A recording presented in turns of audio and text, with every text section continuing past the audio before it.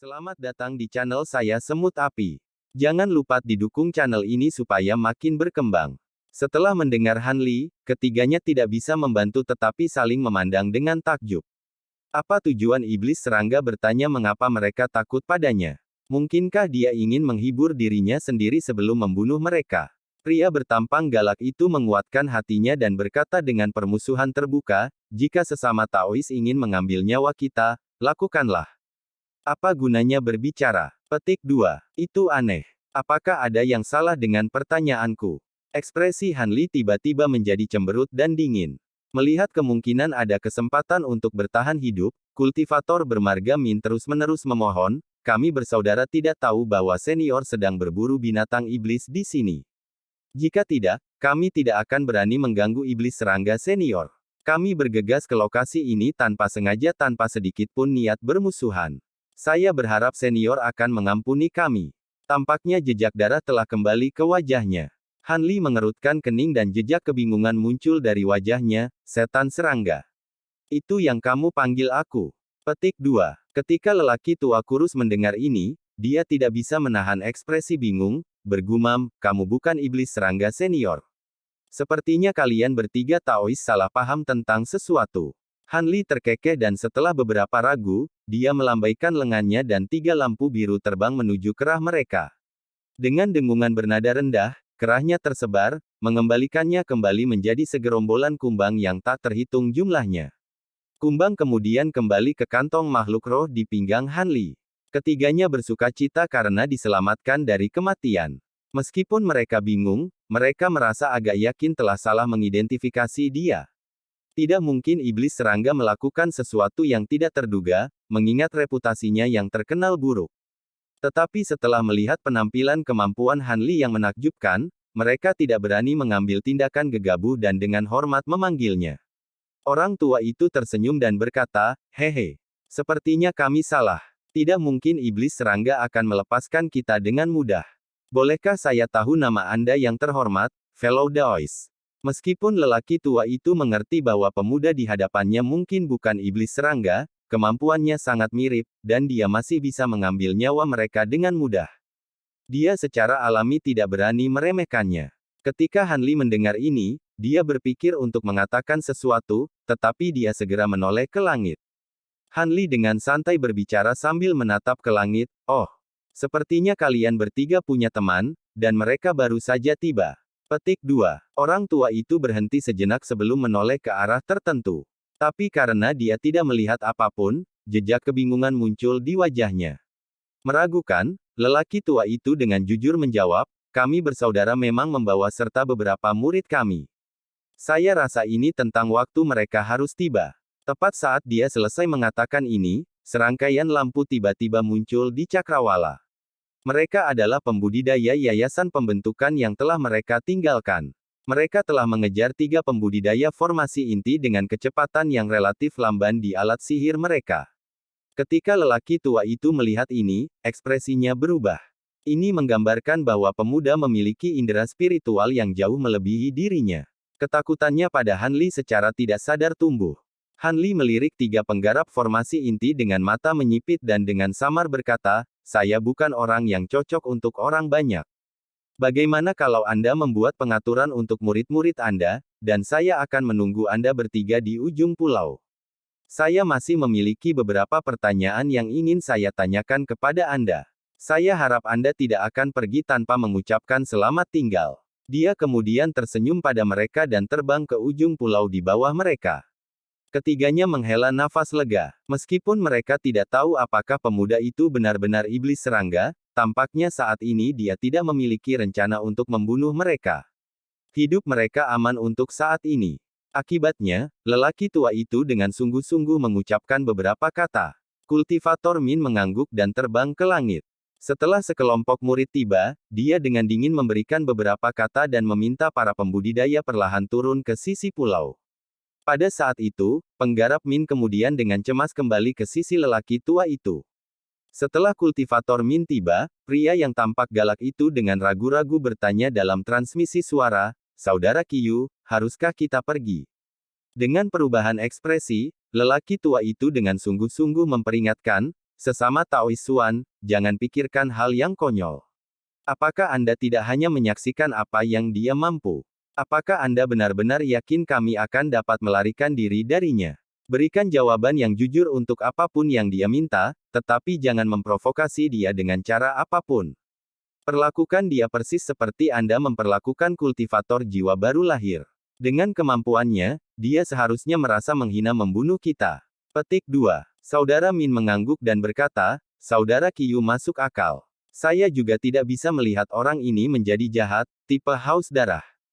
Akan lebih baik jika tidak mengambil tindakan gegabah. Petik 2. Meskipun pria bertampang galak itu tidak sepenuhnya mendukung ini, dia mempertimbangkan kembali setelah mendengar mereka. Segera setelah itu, ketiganya dengan patuh terbang ke sisi jauh pulau. Han Li sedang duduk bersila di atas karang datar, dengan tenang menunggu mereka. Han Li dengan santai memanggil ketiganya dengan ekspresi tenang dan berkata, Rekan Taois, bagaimana kalau kita duduk dan mengobrol? Ceritakan tentang kejadian baru-baru ini di dekat Wondrous Depths Island. Saya baru saja kembali dari Laut Jauh, dan saya telah bertemu dengan beberapa kelompok pembudidaya dalam beberapa hari terakhir. Dari yang saya ingat, pembudidaya seharusnya jarang menginjak di lautan ini. Mengapa pembudidaya tidak berburu binatang iblis di kedalaman? Tentu, saya juga ingin penjelasan rinci tentang masalah setan serangga ini. Petik 2. Ketiganya menjadi semakin gelisah saat melihat penampilan tenang Han Li.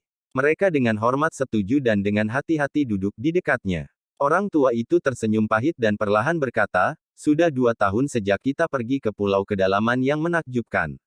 Pada saat itu, kedalaman luar biasa telah menjadi area terlarang. Seseorang tidak bisa lagi berburu binatang iblis di kedalaman. Faktanya, setiap kali dibahas, semua orang menjadi pucat. Petik 2. Dengan ekspresi yang tidak berubah, Han Li dengan lembut berkata, oh. Tolong jelaskan, rekan Taois. Petik 2. Orang tua itu merasa rileks saat melihat bahwa Han Li berniat mendengarkan. Kemudian setelah berpikir beberapa lama, dia memberikan kumpulan yang jujur tentang apa yang terjadi. Masalah ini sebenarnya ceritanya cukup panjang. 2 tahun lalu, binatang iblis muncul dengan keras. Han Li diam-diam mendengarkan sampai orang tua itu selesai. Dia kemudian secara tidak sadar mengerutkan kening dan bergumam pada dirinya sendiri, menurut apa yang Anda katakan, pemberontakan binatang iblis di kedalaman membunuh tidak sedikit pembudidaya kelas tinggi. Bahkan pembudidaya jiwa baru lahir tidak dapat menahan kedalaman. Tidak heran jika wilayah laut lain memiliki begitu banyak pembudidaya. Petik 2. Meskipun Han Li tidak menunjukkannya di wajahnya, ingatan lelaki tua itu benar-benar mengejutkannya. Binatang iblis dari kedalaman mengamuk. Bahkan pembudidaya jiwa baru lahir tidak dapat kembali setelah masuk. Semua yang dia dengar sepertinya mengarah pada bencana. Mungkinkah perang besar akan meletus di laut bintang luar? Han Li berhenti sejenak sebelum bertanya dengan nada tertarik, jadi bagaimana kalau memberitahuku tentang bisnis setan serangga? Setelah kalian bertiga melihat saya, Anda percaya bahwa saya adalah iblis serangga. Mungkinkah orang itu sangat mirip dengan saya? Petik 2. Ketika ketiganya mendengar ini, mereka tidak bisa membantu tetapi bertukar pandang satu sama lain. Orang tua itu terbatuk kering dan menjawab, bagaimana saya mengatakan ini? Sekilas, rekan Taois terlihat sangat mirip dengan iblis serangga yang dirumorkan. Dia menggunakan pedang terbang biru, memiliki penampilan muda, dan juga tampaknya hanya memiliki kultivasi formasi inti awal. Selain itu, dia juga bisa mengendalikan lebih dari 1000 serangga terbang. Tapi saat dia terus berbicara, suaranya secara tidak sadar menjadi lembut. Karena tidak peduli bagaimana dia melihatnya, pemuda ini benar-benar cocok dengan detail dari iblis serangga yang dirumorkan. Bahkan kepercayaan diri kultivator Min goyah. Meskipun jejak kejutan muncul dari mata Han Li, dia dengan tenang berkata, hah. Itu terdengar seperti saya. Rekan Taois harus sedikit lebih spesifik. Apa yang dilakukan iblis serangga? Nampaknya reputasinya cukup besar. Petik 2. Kultivator Min dengan hati-hati menjawab, ada banyak peristiwa yang berhubungan dengan iblis serangga, tapi yang paling terkenal di antara mereka adalah ketika dia menggunakan kawanan serangga untuk membunuh 8 pembudidaya formasi inti 4 tahun lalu. Saat itulah dia menjadi terkenal. Petik 2. Meski wajahnya tidak menunjukkannya, Han Li merasakan jantungnya berdebar. Setelah pertempuran itu, iblis serangga lenyap tanpa jejak. Setahun setelah itu, di dekat pulau kedalaman ajaib, para pembudidaya mulai diburu untuk harta karun mereka. Menurut para penyintas, itu semua perbuatan iblis serangga. Dia akan mengendalikan serangga untuk memenuhi langit dan melahap korbannya dengan bersih. Ini akan terjadi setiap 2 bulan sekali. Menurut rumor, tidak kurang dari 100 pembudidaya telah jatuh di tangannya. Beginilah cara iblis serangga mendapatkan reputasi yang begitu menakutkan dan gemilang. Setelah semua yang dikatakan, pembudidaya Min memakai jejak gugup dan kegelisahan di wajahnya. Tidak hanya kultivator bermarga Min tampak ketakutan, tetapi lelaki tua kurus dan lelaki berwajah galak itu juga dipenuhi dengan rasa gentar, tidak tahu apakah kata-kata itu akan membuat marah pemuda di hadapan mereka atau tidak. Mereka sama sekali tidak yakin apakah orang ini adalah iblis serangga atau bukan. Menarik, sepertinya iblis serangga ini cukup terkenal. Apakah Anda para Taois rekan tahu penampilan iblis serangga atau jenis serangga yang dia gunakan? Bukan hanya Han Li tidak marah, tapi dia malah tersenyum. Kultivator Min mulai bergumam, seperti apa dia? Saya belum pernah mendengar itu sebelumnya. Sepertinya penampilannya cukup biasa. Adapun serangga yang dia kendalikan, mereka harus emas dan perak. Ketika dia mengatakan ini, kultivator Min tidak bisa membantu tetapi berteriak, "Yi!" Sesama Taois mengontrol kumbang 3 warna. Sepertinya senior benar-benar bukan iblis serangga. Petik 2. Dua lainnya tiba-tiba mengingat ini dan merasakan semangat mereka bangkit. Jika orang ini benar-benar bukan iblis serangga, kemungkinan besar mereka akan selamat. Han Li kemudian melihat ke langit seolah tenggelam dalam pikirannya. Sesaat kemudian, dia menundukkan kepalanya dan berkata, "Terima kasih banyak kepada para Taois karena telah mengatakan yang sebenarnya kepada saya. Karena saya masih punya urusan yang harus diselesaikan, saya tidak bisa tinggal lebih jauh. Namun, saya harap Anda akan menjaga pertemuan kita hari ini di antara kita. Saya tidak ingin disalahartikan sebagai iblis serangga dan dikejar. Saya harap Anda bisa mengerti." Ketiganya sangat senang dengan kata-katanya. Menekan kegembiraan di dalam hatinya, lelaki tua itu dengan penuh harap menyelidiki, "Ini wajar saja. Kami pasti akan tutup mulut tentang hal ini, dan tidak akan menimbulkan masalah bagi Anda. Baiklah, kita bersaudara sekarang akan pergi." Petik 2. Han Li mengangguk dengan senyum tipis dan ketiganya segera memberi hormat pada Han Li dengan kegembiraan yang tersembunyi. Mereka kemudian buru-buru berdiri dan terbang pergi. Sesaat kemudian di sisi lain pulau, ketiganya membawa murid-murid mereka dengan tidak sabar terburu-buru untuk menjauh dari pulau itu. Pada waktu yang tidak diketahui, Han Li berdiri dan tetap diam saat dia melihat mereka terbang. Setelah mereka menghilang, wajah Han Li tiba-tiba menjadi cemberut. Meskipun membasmi seluruh kelompok pembudidaya akan menjadi tugas yang mudah, Han Li tidak tertarik untuk menyerang mereka. Lagi pula dia bukan tipe darah 30. Selain itu, tidak akan ada bedanya apakah keberadaannya bocor atau tidak. Lokasi ini sangat jauh dari kediaman guanya. Seandainya dia bertemu ketiganya di dekat pulau berkabut, dia pasti tidak akan membiarkan mereka pergi. Selain itu, dia telah membuat rencana untuk segera kembali ke kediaman guanya dan memasuki pengasingan setidaknya selama 30 tahun. Dia tidak ingin membuang waktu di laut bintang luar sementara ada orang yang mengejarnya. Namun, tampaknya mereka telah memberinya nama yang cukup jahat dari iblis serangga. Ada saat di mana dia menemukan dirinya dalam posisi tak berdaya dan dipaksa untuk melepaskan Gold Devor Beetles untuk membunuh pembudidaya Jade Cloud Sekte, tetapi tidak pernah ada kejadian di mana dia telah membunuh orang lain untuk merebut harta mereka. Seseorang dengan jelas menjebaknya. Meskipun ini tidak menyebabkan Han Li menjadi mendidih karena amarah, hal itu sangat membuatnya kesal. Setelah beberapa pemikiran, dia sampai pada kesimpulan bahwa ini mungkin perbuatan satu-satunya musuh yang dia miliki di Laut Bintang Luar, Sekte Jade Cloud. Selama waktu ketika Han Li masih takut dengan binatang iblis kelas tinggi dan harus tersesat terlalu dalam ke Laut Bintang Luar, dia telah menggunakan rumput rok pelangi untuk terus memikat binatang iblis dan membunuh mereka untuk inti mereka. Akibatnya, dia berhasil memikat binatang iblis kelas 7. Sama seperti ini terjadi, sekelompok 9 pembudidaya formasi inti bertemu dengannya.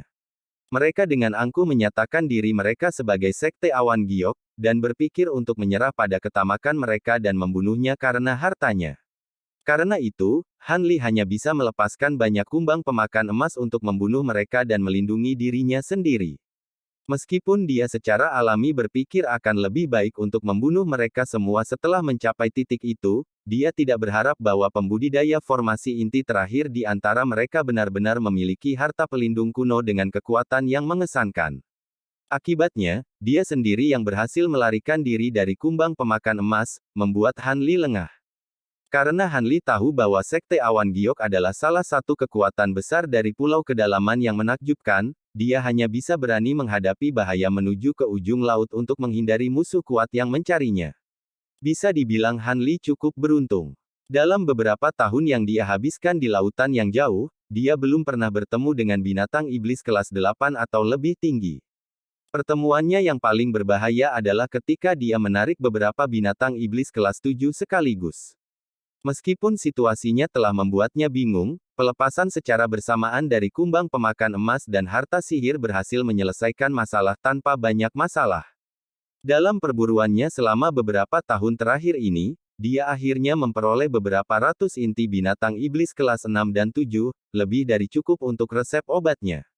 Selain itu, dia juga mengumpulkan banyak koleksi material binatang iblis.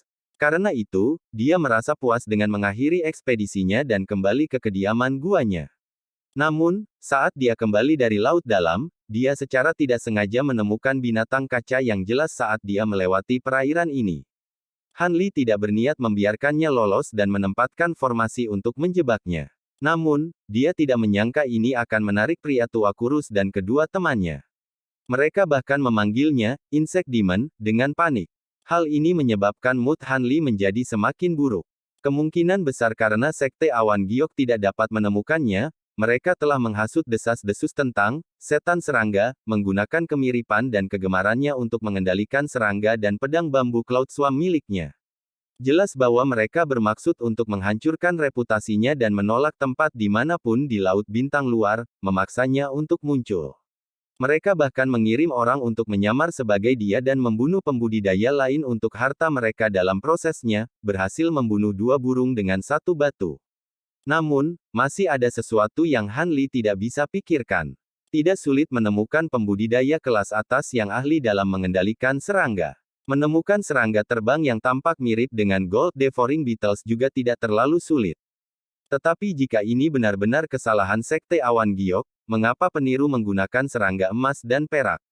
Dia telah menggunakan Gold Devouring Beetles yang tercemar hitam untuk membunuh Sekte Jade Cloud. Kultivator tunggal yang melarikan diri pasti tidak akan membuat kesalahan seperti itu. Namun, perubahan warna untuk Gold Devouring Beetles adalah sesuatu yang hanya terjadi setelah dia tiba di Outer Star Seas. Mungkinkah orang eksentrik lama dari Heaven Void Hall telah melacaknya di sini? Ketika Han Li dengan hati-hati mempertimbangkannya, dia merasakan jantungnya bergetar. Kulitnya tanpa sadar memucat. Jika ini benar, situasinya akan jauh dari baik. Setelah berdiri diam beberapa saat dan dengan tenang bergumam pada dirinya sendiri, Han Li tiba-tiba menginjak kakinya dan menembak ke arah langit. Segera setelah itu, dia melesat melintasi langit dengan cahaya biru, menuju ke arah pulau kecilnya dalam kabut. Saat Han Li terbang, dia memakai ekspresi biasa selain dari seringai dingin yang muncul di mulutnya. Baru saja, dia telah mencapai pemahaman. Terlepas dari apakah ini adalah hasil dari intrik Jade Cloud Sect atau Nas Chen Soul eksentrik, tidak ada gunanya menghabiskan terlalu banyak pemikiran tentang masalah Insect Devil. Ini karena dengan perkembangan situasi aneh dari kedalaman yang menakjubkan, rencana aslinya dari kultivasi yang lama dan terpencil sekarang bahkan lebih menguntungkan. Tindakan ini akan memungkinkan dia untuk menghindari bahaya yang mengintai dan yang akan datang di Laut Bintang Luar. Dan setelah dia meningkatkan kultivasinya, siapa yang berani menangkapnya bahkan jika reputasinya yang terkenal buruk tetap ada. Di dunia kultivasi, kekuatan selalu berbicara paling keras. Dengan pemikiran itu, Han Li melanjutkan perjalanannya tanpa sedikit pun keraguan yang tersisa di hatinya. Sementara itu di kota Blackrock, ada dua orang di ruangan tersembunyi, berbicara satu sama lain secara misterius. Saudara Qi, sudah 3 tahun. Metode Anda tidak efektif. Saya tidak akan menyia-nyiakan 8 tahun lagi hanya untuk anak muda itu yang mengambil umpan. Suara jernih itu berbicara dengan nada ketidaksabaran yang jelas. Rekan Taois Wu, kamu tidak bisa terburu-buru dengan masalah ini. Tidakkah Anda juga menyapu kesadaran spiritual Anda ke setiap sudut kota Blackrock hari demi hari? Jika orang itu benar-benar muncul di kota dengan penyamaran, dia pasti tidak akan bisa melewati mata Brother Wu. Orang lain berbicara dengan suara serak dan dalam. Orang pertama yang berbicara adalah Zenith Yin, yang sudah bertahun-tahun tidak terlihat. Dia sedang berbicara dengan seorang pria parubaya pucat dengan ekspresi cemberut. Dia tampak tidak puas. Apakah metode Brother Qi mengirim murid untuk menyamar saat anak muda merampok orang lain memiliki tujuan lain? Saudara Qi tidak memiliki tujuan lain dalam pikirannya bahwa dia sengaja bersembunyi dariku. Saya tidak percaya bahwa menemukan satu kultivator formasi inti awal bisa sangat sulit untuk sekte sebesar sekte Jade Cloud Anda. Kata Zenith Yin dengan ekspresi kesal. Mendesah. Kata-kata saudara Wu salah padaku. Kami bukan teman hanya selama 1 atau 2 tahun. Bagaimana mungkin saya bisa melakukan itu? Selain itu, sekte kami juga memiliki permusuhan yang mendalam dengannya. Kami tidak pernah berhenti mencoba menemukannya. Pemilik suara serak itu adalah seorang pendeta Taois parubaya yang mengenakan jubah berhiaskan burung bangau putih. Wajahnya memiliki bercak putih dan dilapisi dengan lapisan fluoresensi yang hangat, membuat tampilan yang cukup mengesankan. Dia kemudian tersenyum seolah-olah dia telah memikirkan sesuatu dan berkata, namun, rekan Taois Wu, saya cukup penasaran. Apa yang dilakukan anak muda itu sehingga Anda berani mengambil risiko menyelinap ke kota bintang surgawi dan berteleportasi ke sini? Rekan Taois Wu selalu menggunakan kematian cucunya sebagai alasan. Namun, itu selalu dikatakan begitu saja sehingga saya sangat ragu. Petik 2. Selamat datang di channel saya Semut Api. Jangan lupa didukung channel ini supaya makin